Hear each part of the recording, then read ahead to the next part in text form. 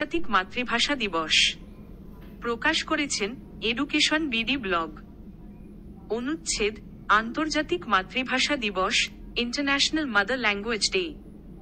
21শে ফেব্রুয়ারি আন্তর্জাতিক মাতৃভাষা দিবস হিসেবে পালন করা হয়। এটা আমাদের জাতীয় ইতিহাসে একটি স্মরণীয় দিন। এই মহৎ দিনটি আমাদেরকে সেই সব বীর সন্তানদের কথা স্মরণ করিয়ে দেয় যারা 1952 সালের এই দিনে বাংলাকে রাষ্ট্রভাষা হিসাবে প্রতিষ্ঠা করতে জীবন উৎসর্গ করেছিলেন। তাদের মধ্যে ছিলেন রফিক, সালাম, জব্বার, বরকত এবং আরও অনেকে, যারা এই মহতী উদ্যোগে জীবন বিলিয়ে দিয়েছেন।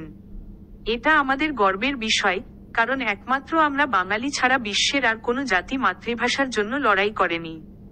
ইউনেস্কো কর্তৃক দিনটি আন্তর্জাতিক মাতৃভাষা দিবস হিসেবে পরিচিত লাভ করার পর আমাদের জাতীয় ইতিহাসে নতুন যুগের সূচনা হয়।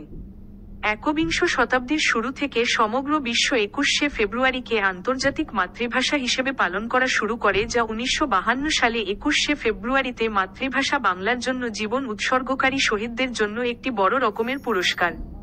প্রথমবারের মতো পালিত আন্তর্জাতিক মাতৃভাষা দিবসে জাতিসংঘের সাবেক মহাসচিব কফি আনান মন্তব্য করেছেন, এই দিনটি বিশ্বের সমগ্র জাতিকে তাদের নিজস্ব মাতৃভাষার মর্যাদা চিরস্থায়ীভাবে অক্ষুণ্ণ রাখতে সচেতনতা গড়ে তুলতে সাহায্য করবে। এই দিনে ভোরে জনগণ কাঁধে কালো ব্যাজ ঝুলিয়ে খালি পায়ে ফুল হাতে নিয়ে শহীদের প্রতি কৃতজ্ঞতা প্রকাশ করতে শহীদ মিনারের দিকে অগ্রসর হন।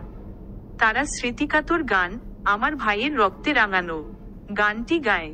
এটা আমাদের দেশের জন্য বড় আবেগ ও ঐতিহ্য হয়ে আছে। দিনটি সরকার ছুটির দিন। আমরা দিন যথাযথ মর্যাদায় পালন করি। এই উপলক্ষে বিভিন্ন সামাজিক, রাজনৈতিক ও সাংস্কৃতিক সংগঠনগুলো বিভিন্ন রকম সাংস্কৃতিক অনুষ্ঠানের আয়োজন করে। সংবাদপত্রে বিশেষ ক্রোড়পত্র বের হয় এবং রেডিও ও স্যাটেলাইট চ্যানেলগুলোতে বিশেষ প্রোগ্রাম শুরু করে। এই দিনটি আমাদের জন্য প্রেরণার উৎস। আমরা দিনটি নিয়ে গর্ববোধ করি।